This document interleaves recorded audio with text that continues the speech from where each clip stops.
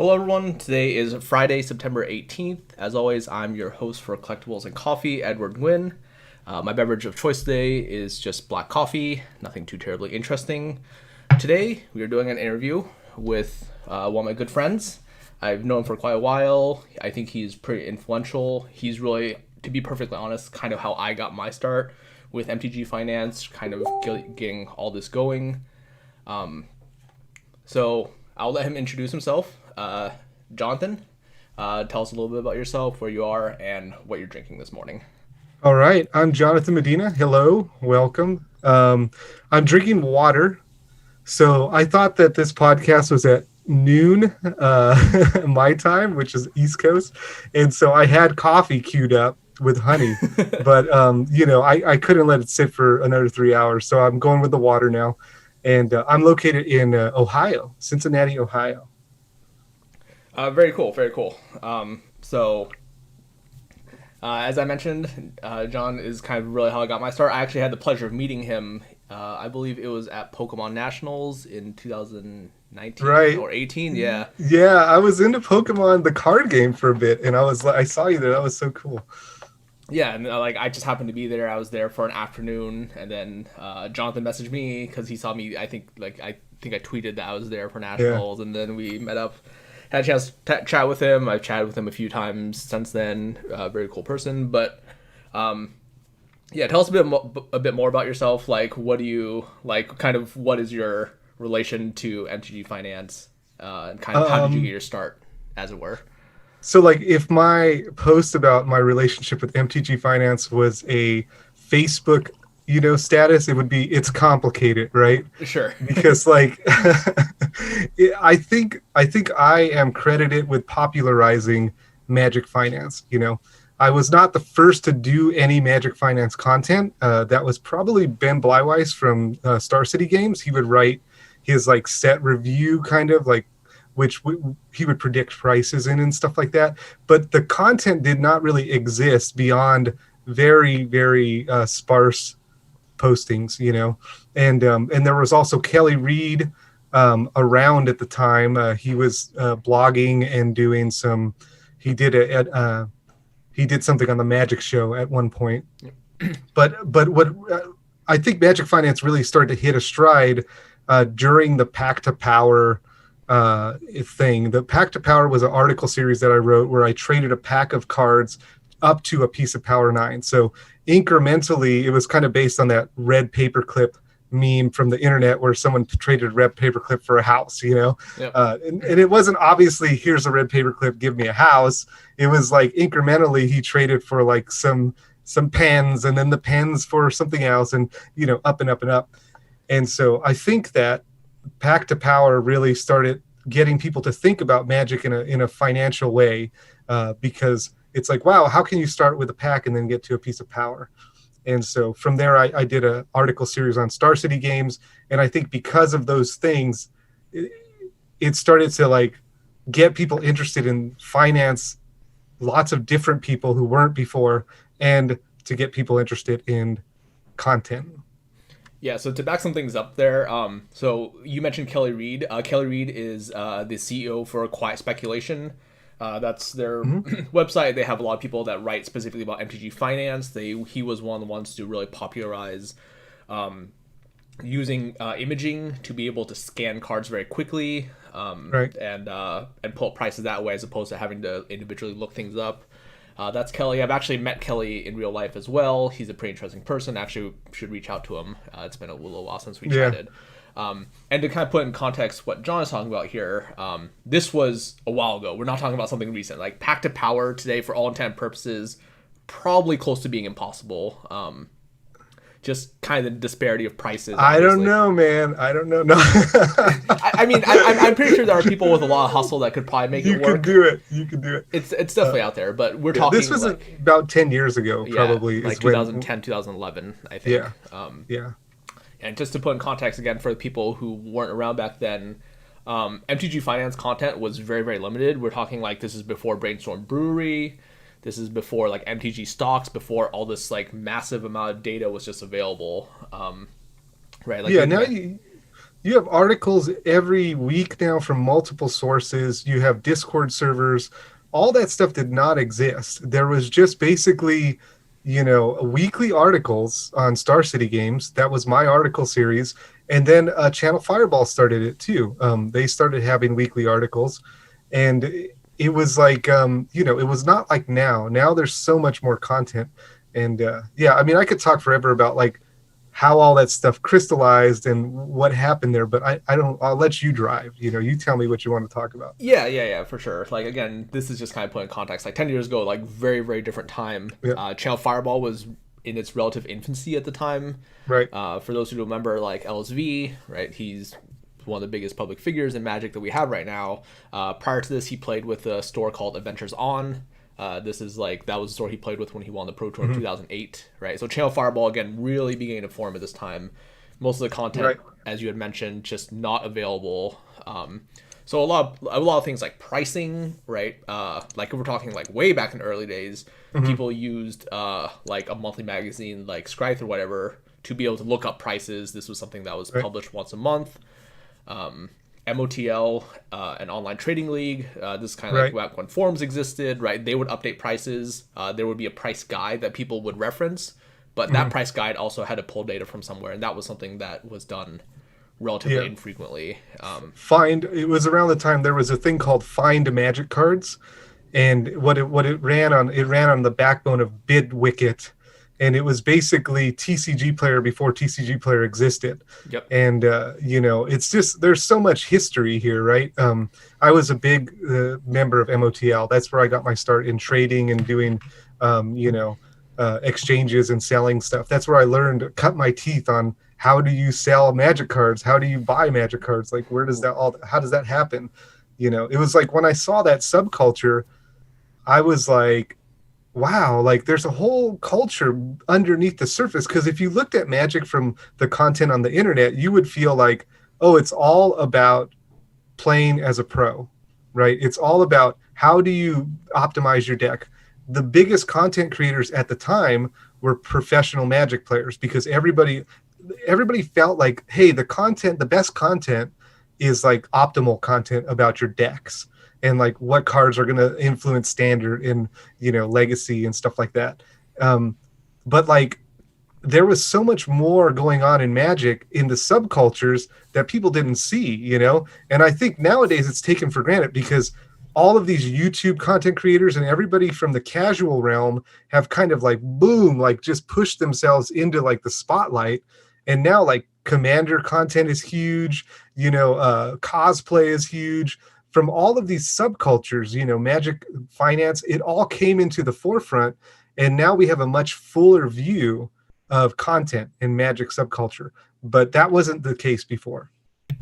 Yeah, and I think like back then, right, like when Star City was really like the website to go to for Magic content, like you'd mentioned, a lot of these smaller things didn't exist. Granted, Magic was a much smaller game, right? When we're talking like 2010, right, 10 years ago at this point, right? Like this is before Grand Prix had gone big.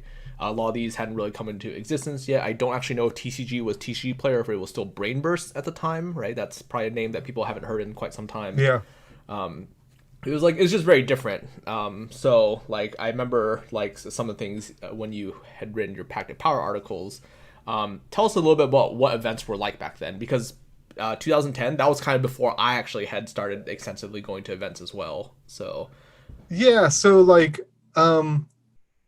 I feel like events were a lot like they are now. Not much has changed. The trading has changed quite a bit, right? So, like, Pact of Power was built on the premise of trading. And one of the great things to do at events was trade. You could meet with people, and you would be looking for certain cards, and they would be looking for certain cards. And this was, again, before Facebook Marketplace and before TCG Player was really so optimized, right? And so, like, you could find good deals while trading. You could find deals or things that you were looking for that were harder to find, right? I feel like in the last 10 years, vendors have really optimized their process as well. They've really started to understand markets that exist, right? Oh, foil markets exist here, or this exists here. And so like vendors have become much better at like parsing out cards. Back then, it was less like that. Vendors would sell. Might be some specialty vendors who sell foils or Japanese foils, but mostly vendors were selling things like the hot standard cards or the hot, legacy cards.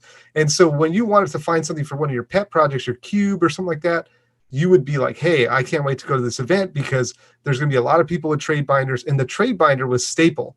Everybody had a trade binder. And what I will say is it was less adversarial, right? Like nowadays you ask someone, hey, do you want to do some trades? And they're like, what are you looking for? And it's like a big, like a big closed sign right there hanging on their face, nope.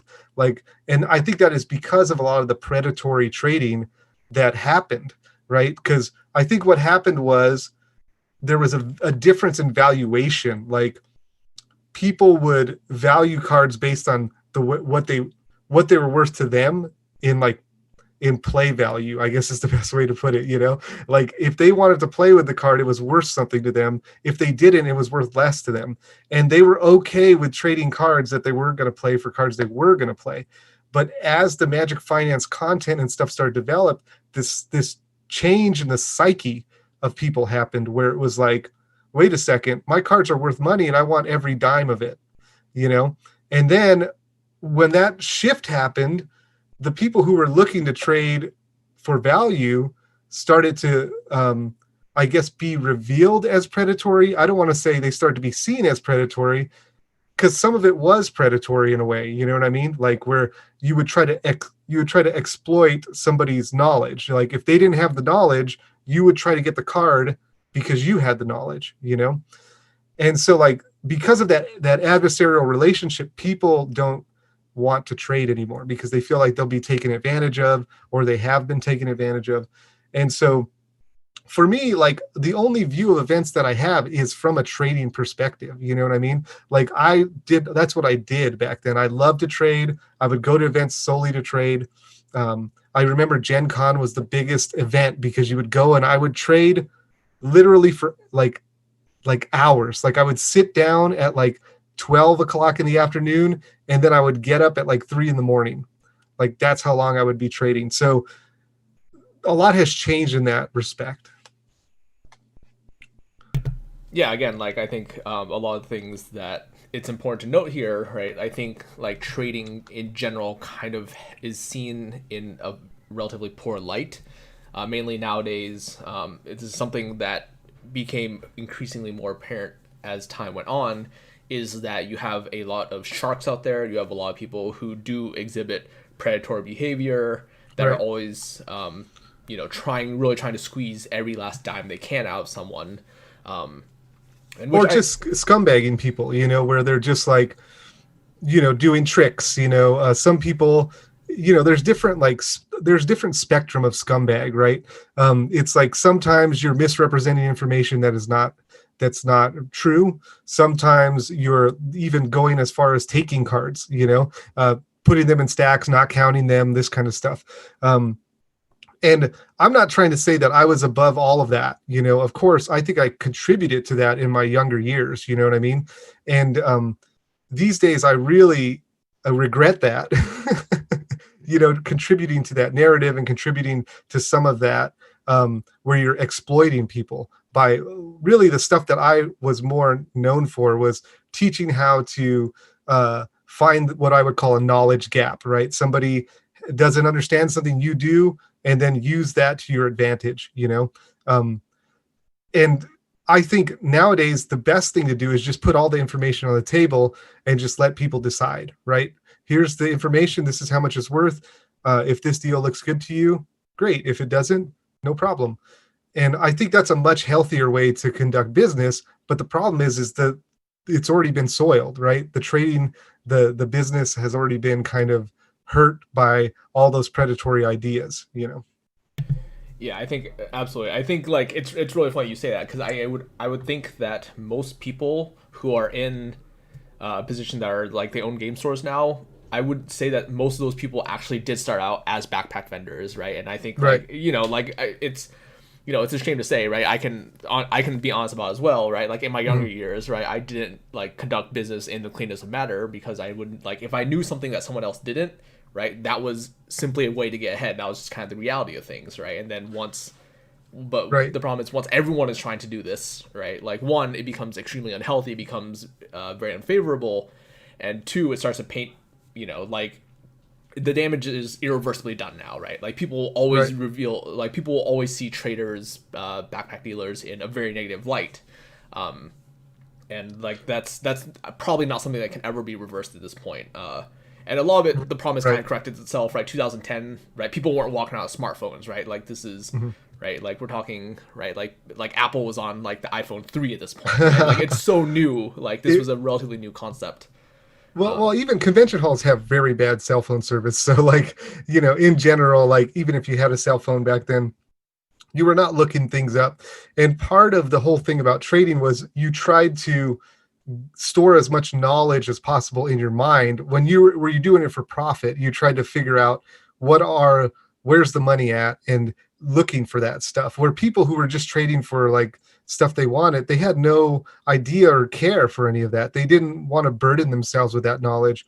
And I'm not trying to make excuses for that stuff, but also it was just a different mindset. Like I feel like I carried like the magic mindset of you're my opponent into trading, right? Like you're my opponent in trading, you're my opponent in the game.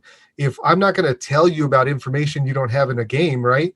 Like if you don't realize that I have an onboard trick, I'm not going to tell you about that.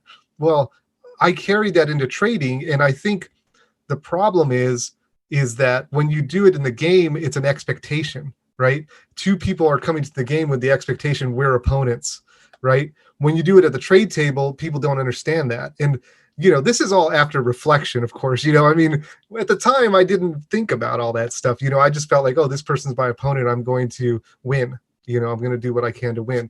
And I think that it's a shame that happened, because trading's so fun and it's such a cool way to get to know people. It's a cool way to give people things like, hey, you're looking for that for your cube. Yeah, I'm going to throw that in, or I'm going to, because I also enjoyed that aspect of it. I enjoyed meeting people. I enjoyed, the person in me, the human in me enjoyed interacting with people, sometimes giving people a break, this kind of stuff. And so I think I've changed a lot since then. Of course, now I really wish that there were more trading happening, and I really do think that trading can be done with cell phones. There, people who say, "Oh, smartphones ruin trading, and now you can't trade," are people who are just looking for taking advantage of people. Because it's like, well, why does a smartphone have to do with trading now? It just means that everyone has the same information, which is fine. You can do so many things in trading, like what I call stock exchange, right? Like you exchange something that they're looking for something that you can sell better, or something that you want to focus on, or something that you think will go up in the future. There's still viable ways to trade. Trading up and trading down, right? If you own a store and you need a bunch of lightning bolts, you can trade like a masterpiece for a bunch of lightning bolts. Or if you're a backpack trader and you want to get like chunky cards instead of small stuff, you can trade up. That stuff is still viable, I think. Yeah, and I think it's really important. Like you're like this is something that we're both seem to like be hammering on here, is that like being ethical is really how you're going to get ahead in this, right? Like saying, right, like both sides have access to cell phones now, right? The information's there. People want to make sure they're looking things up, right? Like that. Honestly, like that's something that people should be doing. People should be encouraged. A lot of times I see people talk about like when they're doing like business online or whatever, right? Like if you're going to act as a store, if you're going to try and trade favorably, right, be upfront about it, right? And you should Right. never use this knowledge gap, right, to be able to take advantage of someone, right? Like No, having been in it's a sorry, go ahead. Go ahead. no, it's wrong. It's wrong from like just being a human being, like a decent human being. Like it's important to preserve your ethics, because I think in the end you will have to answer for the kind of person that you were. You know what I mean? And you will have to stand by that. And if you're unethical, you're injuring people. You're part of the problem and not part of the solution. And so I feel like there are still people who are unethical, and they do get ahead in this business, because it's things like, hey, I buy for 75%, right? And then when people go to sell to them, oh, it's 75% on $10 and up. And, I don't pay anything on $5 cards and below, but they don't say that to them. They just give them a number. Okay, well, here's the 75% number. And if the person doesn't check it all, they don't know. And so like there's opportunities for you to be unethical, and it's too bad because like some people who are honest, uh they lose business because of that, because like if someone's like, well, what's your rate? What do you buy at? And I say, well, it depends, depends on the card, depends on if we have it in stock, what we need, this kind of stuff. And then someone else is like 75%. Well, who's gonna, who's gonna get the business? Probably the 75% guy, right? Because the person says, oh, well, that person pays more, and maybe this guy's just trying to take advantage of me with this, like, oh, it depends, but like in all honesty, it does. It depends, and like I will do my best to make a good, fair offer, you know, and you know, I don't know. That's all. I've gone on a tangent here. You reel me back in, buddy. No, no, Reel me no, no, back no, in. no, not at all, not at all. Right? I think again, like, this is something that I think anyone who is on the verge of looking to actually start a small business, right, to turn this from being a hobby into a small business, right, when you think about it, right, the people that will be successful, that will have recurring business long term, are people who are ethical, who are upfront, right? Again, like, you Right. should never be taking advantage of someone's lack of knowledge, right? Like, we hear stories, right, like people, you have parents that come in, right, they're trying to shop, like trying to buy a Christmas gift, right, you want to be upfront about them. Or sometimes people are coming in, they're tight on money, right, they need to be selling a deck or Right. something, right? Like, it's always important that you're upfront and you're fair. This is something that I value very highly, right?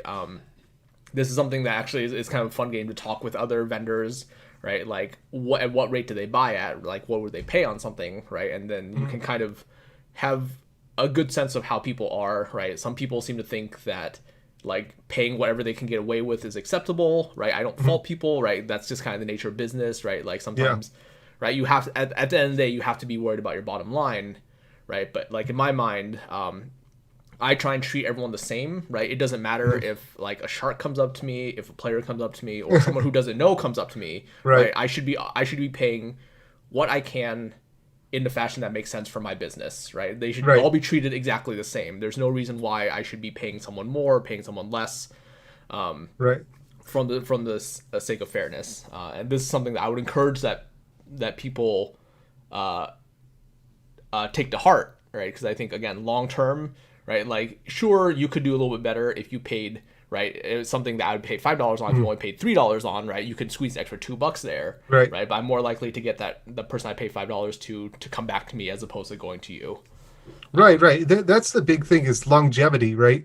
Like ethics brings longevity, right? Not only do you get to sleep better at night, and not only do you get to treat people like humans and like actually be a decent person, but you also bring longevity with that. And, you know, I find that you don't have to win everything, and you don't even have to win the whole collection. That makes it so much easier for me to just be honest with people and be like, look, here's what the stuff is worth. I can pay well on this stuff. This other stuff I can't pay too good on. This is like stuff I don't really need. Here's my quote. And then a lot of times they're just like, yeah, I'm not going to go and, I don't want to split this up. Like, your number's fine. Here it is. And that's great. Or sometimes they're like, well, yeah, here, take the bigger stuff and I'll take that other stuff and I'll hustle it. And I'm just as happy for that to happen. And I feel like if you just do the work, then the people will be grateful. There was a friend of mine who he told me, hey, how can you beat TCG player buy list, right?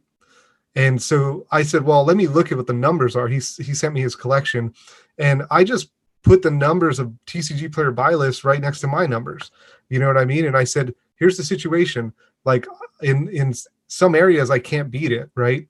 But you also don't know what's going to happen when you send it in. If it's going to get graded down, this is the money I'm going to give you right now for the collection you have. There's no question about, like, I'm not going to grade this stuff down. It's just going to be this. And he looked at the spreadsheet right in front of me. It's right there. I did the work for him. And I think that went a long way. In the end, he gave me everything but like 3 different cards. Like 3 of them, he said, these ones, this just, the gap is too big. The rest of it was just like, here you go. Honesty, like, just did the work. And in the end, it worked out. Yeah, and I think, like, one of the things that just kind of to build on that, one of the things that I've come to understanding is that as a business, not everything you do is going to be profitable. It's kind of the unfortunate reality, right? That's kind of the nature Yeah. of the collectible market, right? Like sometimes things get reprinted, you get burned on it. More so nowadays, but Right. It's a different topic. I'm sure we'll get to that, right? yeah. But like it's right, like not everything I do has to be profitable. I've come to accept that the endeavor overall, the overall nature of selling Uh-huh. cards is profitable, right? But you Right. have to come to understanding that sometimes there are cards that you do well on. There are cards that I definitely sell at that I know I basically break even on. Yeah. And it's just that's just kind of the nature of it, right? Like there's some gaps, right? Like things I don't sell things super cheap on TCG Player, right? I don't sell Hmm. anything below $1.49. It's simply not worth the time and Hmm. labor to deal with it. And realistically, most things I sell at $1.49 probably break even after shipping costs, after time, Right. etc. Right, but overall, selling cards is acceptable, and that kind of goes in with how maybe how you buy as well, right? Like not every Right. card I buy in this collection is going to be profitable, but as long as buying the collection overall is profitable, right? Right. You That's kind of an edge that you can use there. when you're buying a collection, you have to assume that some percentage of it is dead stock. Like I usually presume like 15% of it is just not going to sell. You know what I mean? And sometimes that's much higher, the number, you know? So you just have to assume that, hey, I'm going to buy this and like already 15% is just dead. It's going to sit in boxes. It's going to deteriorate in price. Like that's just going to happen. And I'm not trying to be like a negative Nelly. It's just like, I like to look at when you're buying cards, I like to look at the worst case scenario, right? Like, what's the worst case scenario? You know, reprints is going to affect this. You know, you have dead stock, you have shrinkage. People are going to steal things from you, or you know, it's going to get lost in the mail, and you're going to have to cop for that. And like you said, if all of it comes out in the wash, it's just like a big slush, like if in the end you put in X dollars and then you came out with X dollars, like for the year or for the month or however, whenever you look at your pricing, you look at your data, then it's working, right? It's going well. Yeah, like the closest analog like to people who think about this, right? Like if you think about a grocery store, right? Like Right, fresh produce, the shrinkage is built into their business plan. They have to right, understand that if they buy X amount of inventory, they're not going to be selling 100% of the inventory. Some amount is going to right. get lost, it's going to get damaged, people are going to steal, right? Like Hmm. shrinkage is actually worked into most retail operations, into their business model. It's something that is it's a data point that is very very important for retail operations to look at, because that's just the Right, reality of it, right? Like you're not going to buy a collection and you're not going to sell like every single card in that collection, right? right, If you're just trying to flip that collection to someone else, right, you're not going to be making that much, right? Either right, you right. can If you're just buy listing to buy, like if you buy it and then buy list it, the margin is most of the time thin. I mean, there are scenarios, right, where that works out, but in certain situations, yeah. So I think that's kind of enough there. I think we've talked about like ethics for quite some time, right? Like this is yeah. like we don't need to like Be ethical, please. yes, that honestly is the bottom line, right? Like if you do want to get ahead in business, if you want to build a successful business, being ethical will do you so many more favors than not. And I don't, and that's something that, like, I don't think is like there's any arguing there. So moving onward, what do you think is kind of the biggest change from where you were back then in terms of MTG Finance, kind of like the game as it were, to how like how's it today? What do you think are kind of the biggest changes, and what do you think like it looks like now, and where do you kind of fit into all that? I'm not sure. I'm not really sure where I fit, to be honest. Here I am. I have this like attribute, right, where people attribute uh, popularizing Magic Finance itself, in the broader Magic spectrum, right? But I had left the game for a long time. I left for 7 years. I think 7 or 5 years. Somewhere 5 to 7 years I was out. For personal reasons, and it's like I came back and it was a different situation. The whole story was different. And, I think what specifically was different was there was much more content. The players have changed a little bit. It's funny because the players in the content game have changed, but the players like behind the scenes, like, I come back, I see all this different content. I'm like, whoa, who are these people? Right. I don't even know who they are. And I know now, by the way. I know the characters now. But then I would go to a GP and it's just like, you know, all the same guys, all the same people that I knew from back in the day doing the GP booths. Some of them are bigger now, have bigger stores, and it's all the people that I, grew up with, vending backpacks and stuff like that. So I'll say from a perspective of content and that kind of thing, that stuff has changed. In the way that Magic Finance is done, there has been a couple of key things that changed. Efficiency has changed. Things are more efficient in the sense of like TCG players more efficient. It really, because there's so much sellers on TCG player, the race to the bottom happens so much faster. The Facebook marketplace thing, like I call it the sick deals phenomenon. You know what I mean? That has changed the way that people sell cards, where before they would sell them always to a vendor or a backpack dealer. Now they're selling them on Facebook. So you lose some market of people who are going to sell it themselves there. The other thing that has changed is the Magic Finance group of people have started to build tools and other things to like find inefficiencies, to find arbitrage opportunities. And it's hard to, like, back in the day, you could stumble on things on websites and stuff and just be like, oh, wow, like you can actually make money here. And you would be able to run that loop or whatever, But nowadays there's so many people looking at it that it's like, as soon as someone finds it, boom, it's in a Discord, and then, it's in another Discord, it's in an article, and it's like everyone's like trying to like pump it for like every, and then it just gets pumped out, right? It gets saturated. So is that what you're looking for in the answer, or? Yeah. I think like it's important to kind of look at from perspective, right? Because like we're like, I would say that we're both kind of in the game, as it were, right? And just kind of like how it's changed and how you've adapted, how you've had to deal with kind of these things, right? Because again, the things that were relevant to you 10 years ago when you were in the thick of it, right, not so relevant now. Right. I think another thing that has changed is the buy numbers are higher. Buy numbers are so much higher. Back in the day, like 50% on a card was like high, and like a lot of times you were in the 30%, when you're buying. When I sat down at like Origins and I used to buy 30 to 50%, and nowadays, like, you can get into the 70, even some buy lists, like specialized buy lists and stuff like that. They're up in the 90% of TCG low and stuff like that, which is like, for me, it's like, well, a lot of times I can't pay 90% of TCG low on a card, because like, where am I going to sell it? I know that with direct, you can like sidestep that a bit because you can get higher prices on direct. So that's one way that I've been kind of like adapting to those higher buy list prices. It's like, look, I got to know where I can sell these things, because direct, you can sell certain cards for much higher than TCG low or even market. And I have a little tool that I use to reprice my TCG inventory. And it says like, look, if direct low is higher than market, set it to direct low. You know what I mean? Because then I don't lose any money that way, because direct low is just, it's crazy town, right? It's some of that stuff is just like, what, and so like when you do that, you can pay higher, right? You can pay higher than the going rate because you're selling it on direct.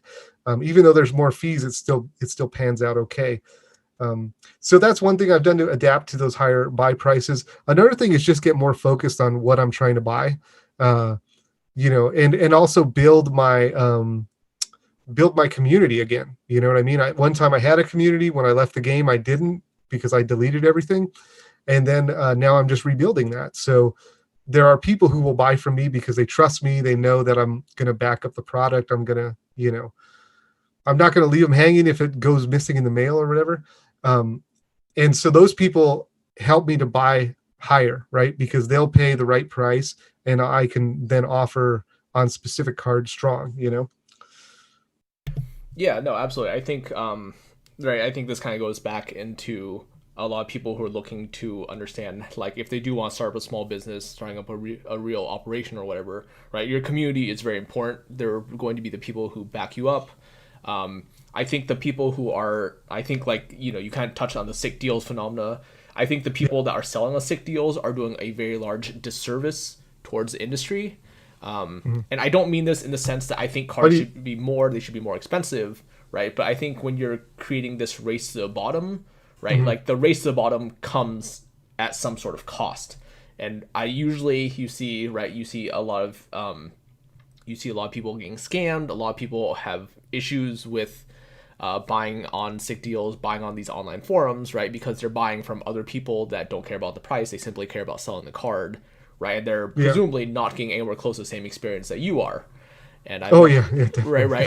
And I mentioned this before, right? Like one of the things that I don't necessarily sell things at the cheapest price I can, because I know like I stand by what I do, right? I know like I pay premium to ship actually, and like that's kind of a different thing. I actually had tweeted for the people that do follow me out there on Facebook.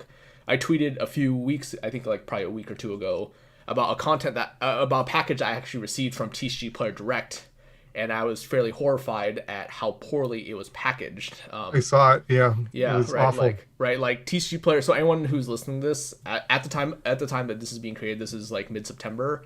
TCG Player Direct, if your order is below $35, they will not put a top loader on your order. With your order, right? It doesn't matter if it's like one $35 card. Obviously, you have a bit of buffer if you buy like $35 $1 cards, the package will probably be thick enough that you won't have to deal with damage, right? But if you're buying like one $30 card, you're not getting top loader with it. And that's because top loader prices are very high right now and they're in short supply. Right, absolutely. That's a concern, right? But I think like doing like as a part of doing business, right? Like that's just the cost of it, right? Like a lot of things that people don't understand. And again, one of the issues I have with sick deals and why I don't buy things online anymore is because I've gotten cards that don't have top loaders, right? Like they're bent and the seller doesn't want to take care of it, even though they're neglecting responsibility that as a seller, your job is to get to the buyer in the condition specified, right? And then right, like I think the thing is, the difference is we're professionals, right? And these people, and no shade to them, they're just trying to get the best deal for their cards, and so they're going to sell the card, and they're doing the best they can. They don't know, like, how many orders I've packaged over my lifetime. I have no idea. I'm a professional. I do it the same way every time, and I've learned over the years the best way to package a Magic card, right? Skills that will probably not be so useful for me in my later years, but like these people are just doing it maybe for the first time. They're doing it, and they don't know, and so they send it gets bent, and then the person gets mad and says, hey, my card's bent, and then they're like, wow, I didn't sign up for all this. I just wanted the best price for my card, and now how do I know it's bent? How do I know you didn't bend it? Like, how do and so like that's the trouble with some of this Facebook stuff happening. And I really think like the trouble is it's like so many people want to buy and sell Magic cards because they love Magic. Okay. But here's the thing, like buying and selling Magic cards is not so glorious. You know what I mean? It's not a great job. I'm not trying to be negative, but I have to, I guess, give the reality of the situation. And I think that there are a lot of pressures on people who are buying and selling Magic and who are like living in the Magic space right now, because there's pressures from Wizards of the Coast finding out that they can sell singles direct to market. Okay. There's pressures from the Facebook groups, right?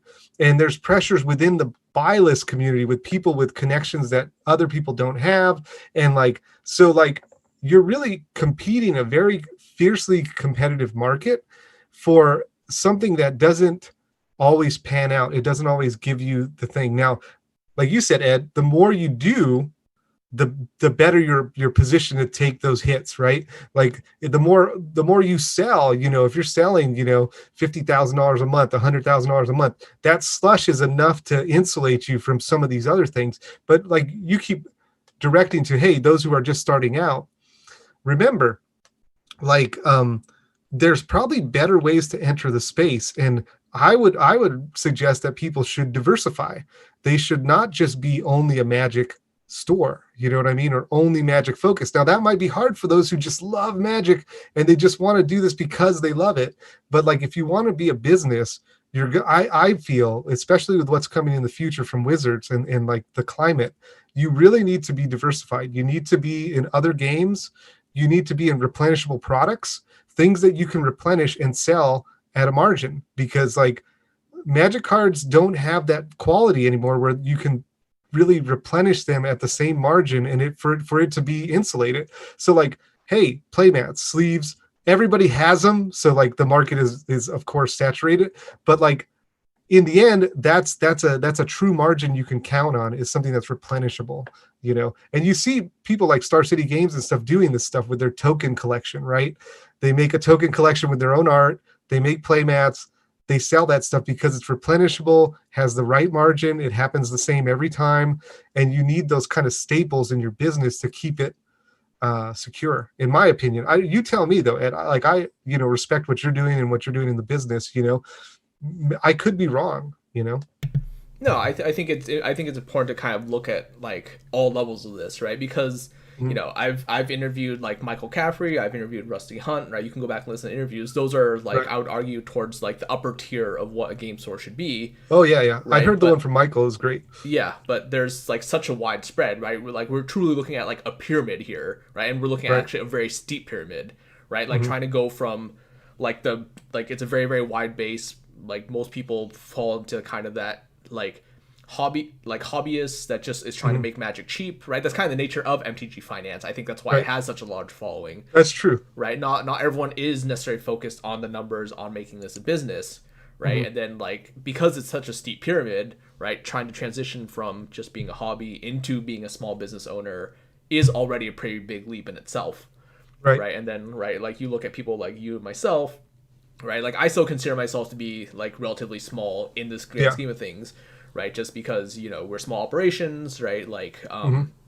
Right, like I still operate this house in my home because it makes sense for me, like business wise, right? Right. I'm not paying an extra chunk of rent for something that's unneeded, right? That's just a way to grow my business as quickly as possible, right? And then Right. trying to just scale up, right? Making that jump from being small business at home to Uh-huh. opening up a physical space, that's a huge jump, right? That's like Right. a smaller subset of people. And then you see so many game stores just falling left and right, especially kind of now in the pandemic, Right. right? That being opening up a game store and surviving past that is kind of like another leap in itself. Yeah, it takes more knowledge too from to go from like home operations, like online store, to game store. There's a whole other subset of skills and things you need to understand to do that. And it's funny, like, I am a small operation. I had a lot to say about Magic content, like Magic Finance in content, but like, after I sold my online business and left the game, I'm coming back to start from like square one, right? So I'm still small. I'm a small little thing, but some of these bigger guys, they have much more capital and much more inventory to work with and different things, much more customers too. So I think like, it's funny because you said, in the outline you sent me, the question was, what's your primary area of expertise? You know what I mean? And it's like, I'm not really an expert of anything really.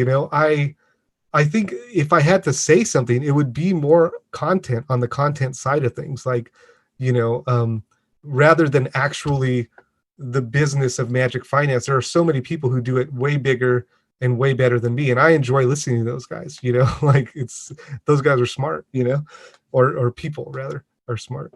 It's not only guys in the business, though it's many guys. Yeah, absolutely. I think there's just so many people out there that like are worth following. People that have very valid opinions, especially now in this Sure. time and age, right? So there's again, you've really pushed how many people are into the content creation, how many people are able to get their ideas out there that are very eloquent with how they express their ideas, especially with some of the ideas that are going on in the market. That's definitely been one of the biggest game changers. So let's go ahead and kind of shift gears. Let's kind of give a timeline, right? When I interview people, one of the things I always ask about is how has this year, kind of leading up to now, how has it treated you in terms of what kind of impact have you seen on your business, and Mhm. just kind of like starting with March, right? That's Yeah. kind of when the shutdown happened. That's kind of how all this started up until now. Right. So when COVID hit, it changed a lot of things for me, because part of what I was doing was content, my own little side stuff, and then I was contracting with an LGS to do acquisitions and stuff like that.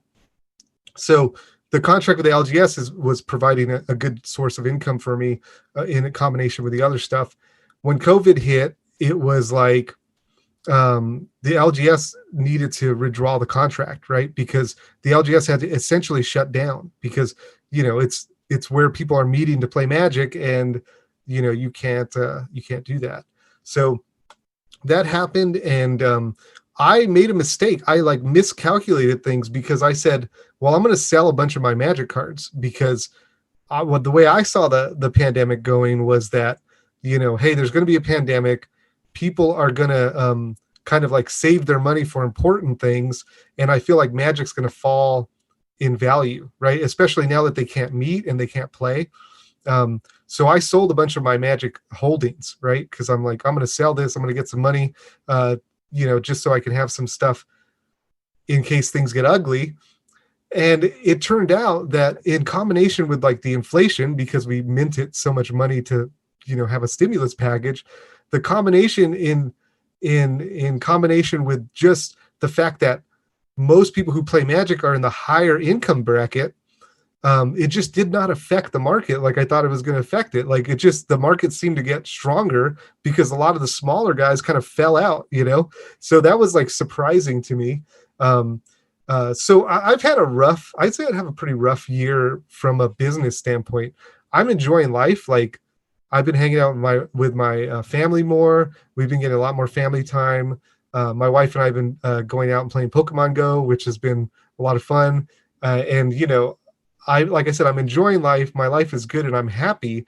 But like from a business perspective, the COVID thing really messed things up. It really took momentum out of what I was building. So. Yeah, I'm sorry to hear that, like, your business is struggling, right? This is kind of a common trend, right? Not everyone can be a success story, right? I'm not saying that you're not. Right. I'm just saying that the business, okay. the reality of COVID is that it's been very detrimental for a lot of businesses, and we do see a lot of businesses struggle as a result. I do think it's important to note, right? I've luckily been able to experience kind of the same things that you do, right? For the people who have followed me, a lot of my past few years, like very, very extensive travel, right? I'm on the road all the time. I don't really have a lot of time to spend at home with my parents. Right. Seeing my family, doing things at home.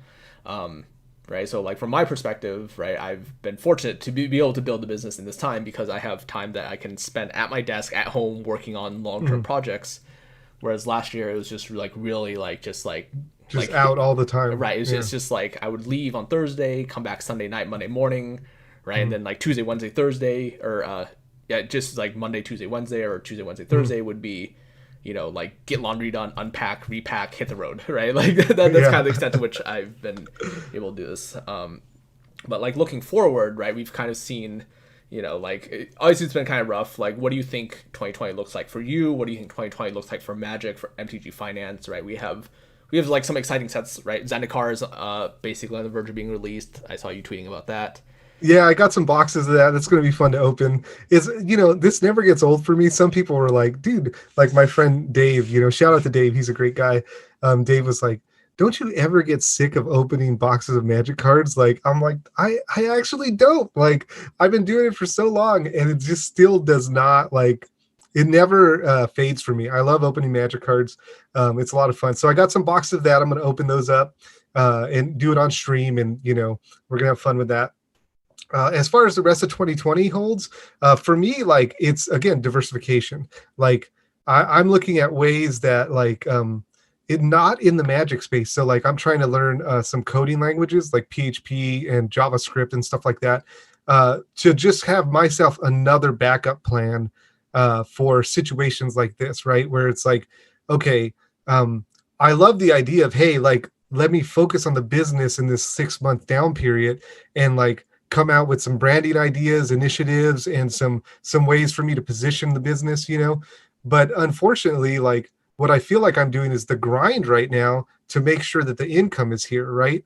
Now, if I had something like programming to fall back on, I could do the programming to bring the income, and then I can build the business with the other stuff. And that's how I did when I owned legit MTG. I was a IT professional, and so I got paid very well to be an IT professional. And then I built legit on the side, right? It's so much easier to build when you don't have the income pressure, right? Because then you're like, hey, I can do this and I can fail even, if without, right now, there's not a lot of room for failure for me. So rest of 2020 is learning those programming languages for me, and then continue to build on what I have, continue the grind of the business until we can make headway.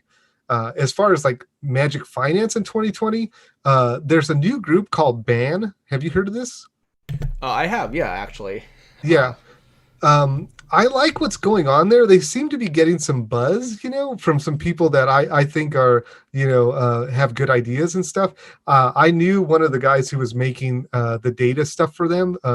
I interviewed him on my podcast, and I've gotten a chance to talk with him, and he's a super smart guy. So I really look forward to the tools that they're building and the stuff that they're doing. I think that, like when you look at quiet speculation, their trader tools was something that was really cool for me, because I could look at it and like put my offer against their trader tools offer and like see like where I'm at, like as far as like competitiveness and stuff like that. The trader tools does not really work 100%. I haven't used it in months, but like when I was using it, like it was missing stuff, and it was like it did have some, you had to do some like messing with it to get it to work. But I'd like to see more of that in Magic Finance, like less of like hot takes and less like opinions, and more data. I want to see more data, and I want more tools, like things that, like, there are so many things that I do in the day-to-day for the, when I was contracted with the LGS, the stuff I was doing, the stuff I'm doing now to build my own business.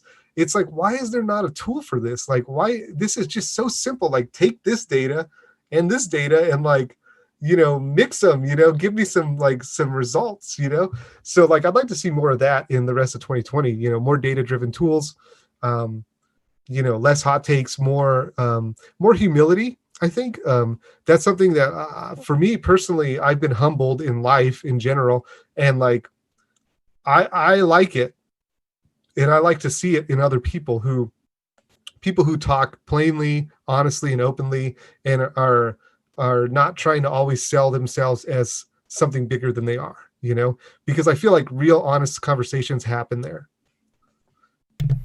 I think that's one of the things that kind of has, like, to build on what you're saying, right? MTG Finance has kind of also is starting to have a negative view in the community, right? Because I think you have a lot of very loud personalities that are doing some very detrimental things, I think to the market, right? Like, there's been a lot of talk about the reserve lists, right? We look at numbers on some of the things, right? Like Gaia's Cradle was kind of the spark, as it were, right? Now we're looking at it across the board, right? Like reserve list cards, right? Like, no surprise to anyone, just they're starting to like go crazy, and that's really brought some negative light.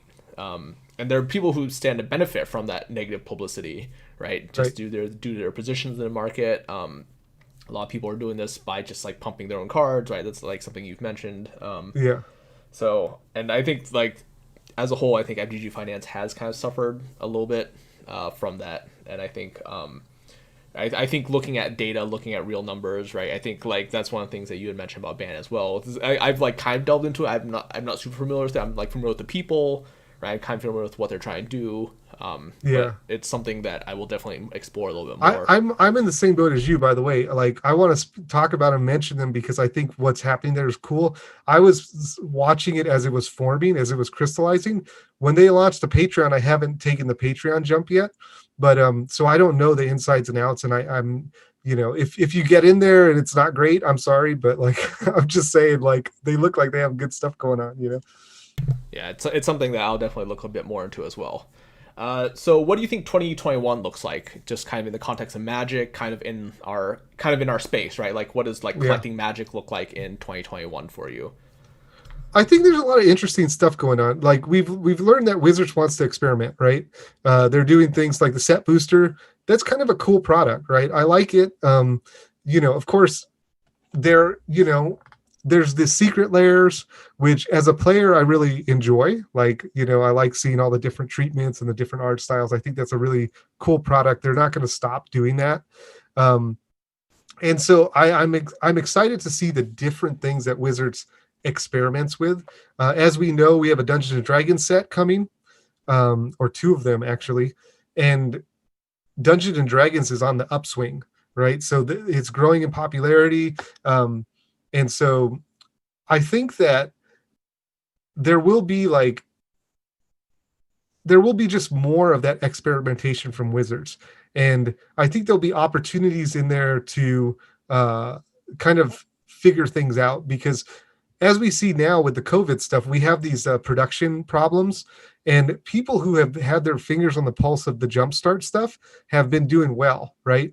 Because they understand the curves that Jumpstart was going to take, and the fact that Jumpstart is having such a hard time recovering, right? Because basically the release schedule from Wizards is so fast that like by the time more Jumpstart comes, like the consumer's money is already kind of like attributed to the next set and the next set and the next set. So it's like there's not really a lot of room for Jumpstart, you know? And so I feel like watching those things is going to be the interesting opportunities for those in Magic Finance who are like on the lower level, right? I think for those who are on the higher level, it's more about just like um again being like nimble, being flexible, and then also just repeating their wash, rinse, repeat, like for them it's just about keeping the status quo and then building in extra silos in their business. You can see right now like Channel Fireball has started going into Pokemon.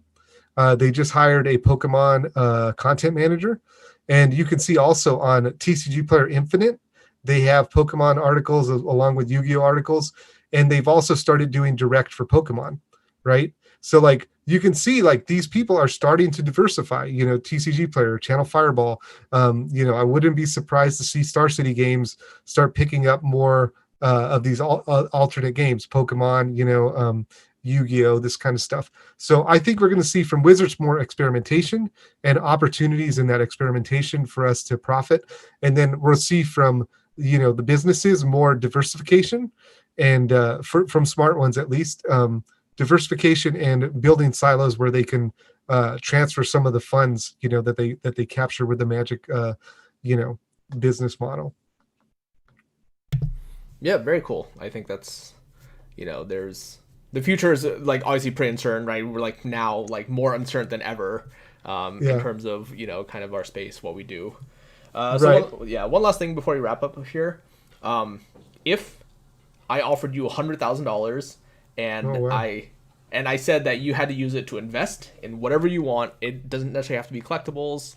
Like you can put your money wherever you want. What would you put in right now? $100,000 to invest in anything. Well, I'm going to give a dumb answer, I'm sure. But I have to think about where where it's going to go. But I'm sure that whatever I say is not going to be the right thing. So do not follow this advice. But like, I think that like I would be able to do like I think you would be able to do a lot more with $100,000 in some other market than cards or whatever. I think like to be honest, like I've been seeing a lot of sneaker situations going on. As you see, Kyle Lopez is doing sneaker flipping. My buddy Roberto Gonzalez, also another kid. His name is Ethan. Nobody knows him on the internet, but like this kid he was a magic trader, just a real astute kind of kid. He's been flipping sneakers like for the last year, and I've been watching that kid do pretty well. So like maybe $100,000 in sneakers, maybe I'd go there, try that out, It's kind of funny you say that actually. Is that a Sneakers. bad one? No. I intentionally don't put this on outline. I actually took this a page out of someone else's book when they were asking me. This is the thing that you drop on someone because it doesn't give them time to plan for an answer, right? It's kind of a spur of the moment thing, which is why it's kind of a fun question to ask. I don't think it's actually it's not dumb at all, right? Sneakers are a very, very big market, right? It's a very, very collectible thing, right? The reality is everyone needs to wear shoes, right? You don't see people walk outside barefoot, obviously. Like shoes in terms of utility, very, very high, right? Like people like nice shoes. People have started to put a lot more value on wearing comfortable shoes. That's something that I picked up more recently as well. Mainly when you're staying on your feet all the time, right? You want to be comfortable. You don't want to deal with like like knee pain, back pain, right, when you're having uncomfortable Right. shoes. The market itself, I think, is a little bit difficult to get into. It's kind of a topic for a different time, right? I'm not gonna go too deep into it, but the presence Right. of like botting is like a very real thing. It's an uphill Mhm. battle because these items are limited. You sign up for it, and then they basically do a lottery drawing, and then if you win Sure. the lottery, right, then you entitles you to buy one. A lot of people have bots that makes it really really hard to get into. So these bots are basically just like signing up, and they just Right. have so they're basically increasing their chances like tenfold, 50-fold, or But whatever. I'm an IT guy. Doesn't that mean I just build a bunch of computers with bots right here and then just go to town? Sure, but in theory, yes, right. But like that makes the market like so much more difficult to get into. Right. The demand is always there, right? Because this is you can literally think of each shoe as a reserve list item, right? There's a very finite number. Right. In terms of like sizes, right? Like some people I know do very well with like bigger sizes. Right. Obviously, in terms of like a bell curve, right? Like most people's feet fall within a relatively narrow band, right? So Right. they don't make as many of the big shoes, right? The people who want the big shoes, like they're gonna do what it takes to get it, right? So there's usually a Yeah. premium. Some people do well with the bigger sizes. I think like what you're saying about the sneaker thing with the bots is like when you get the big thing is with sneakers, right? Is like you have to get the drop, right? Yep. And if you get the drop, you can get it and flip it, right? But I think there's beyond that. I think there's other like this kid Ethan was doing. He's just buying people who own the sneakers. He's just buying them off them, at a reduced rate. You know what I mean? Oh, I'm going to give you like $200 for that pair, and I'm going to sell it for 600. You know what I mean? Like I don't know how much of that market exists, or if people have collections. I heard that certain people are like, getting rid of some of their collection. Like, do you then go in and buy like just like a magic buy, right? You go in there and you just like calculate that stuff out, do a percentage. That's the kind of stuff that I'd be looking at, because like the bot stuff is you don't know when that's going to happen. You know when it's going to happen, but you don't know, when you're going to be able to spend $100,000 in sneakers on one drop, right? So you probably want to go out and just buy people's stuff. Yeah, it is kind of in the same as like Magic in that sense, right? Like they're increasing thing that's becoming more popular is you have stores that only sell sneakers, right? Right. Like and they like some of it's like consignment services as well. People put like expensive sneakers. For people who don't know, right, like buying sneakers, like the sky is really the limit when it comes to these, right? Like for people Right. who think like, oh, I would never spend more than like, $100 on like New Balances or something because they work for me. That's fine, Right. right? But there's a whole world out there for people who spend like $200, $500, $2,000, Well, $2,000 just to on put it in shoes. perspective for the Magic listeners, there was a Jace sneaker that dropped. I think it was K-Swiss in Magic. Like they licensed something or whatever. The Jace sneaker was $100 to buy it if you got the drop, and then they were selling on eBay for like $600, $700 or something like that. So that's just to give you an idea of what it is. Now, I don't know much about sneakers, so people who are real sneakerheads who are listening to me are probably like, this guy's an idiot. But I'm just saying, like, he asked me if I had $100,000, what would I invest in? I thought retro video games at first, but I'm like, that market's played out. It's so hard to break in there. Everything's mature, right? It's like you don't want to go into a market that's mature. The next thing I thought was like Pokemon cards, graded Pokemon, like maybe, but like I feel like that's also getting to that point right now where people are realizing, hey, graded Pokemon is going to be a big deal. And so I thought, well, what else? What else can I throw in there as a wild card?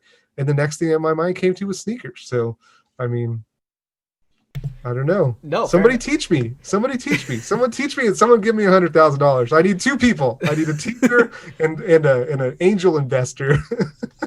No, I think that's a very real answer, right? It's always fun to see what people say. Yeah, that was a good one. Good call. Yeah. So that's kind of at the end here. Jonathan, I do thank you for being on. To wrap this up, as always, people can find me on Twitter at Edwin13. You can find the social media sites for Vermilion here on the right. Jonathan, where can people find you? So mainly Twitter. It's Medina, MEDINA _ MTG. And then you said So you. that Sorry.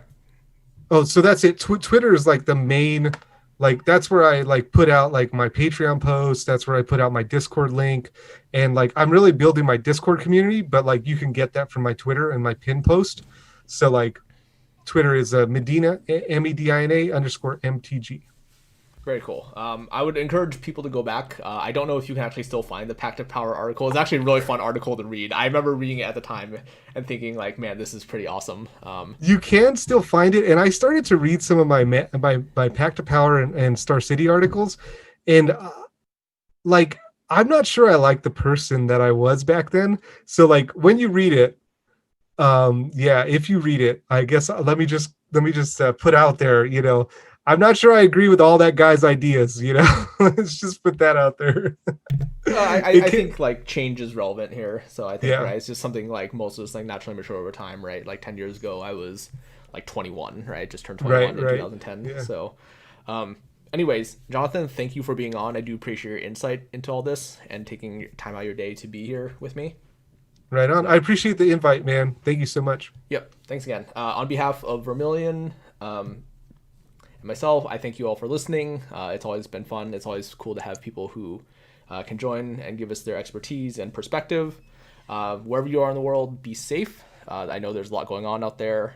Take care, and I will see you all back here on Monday. Thanks again.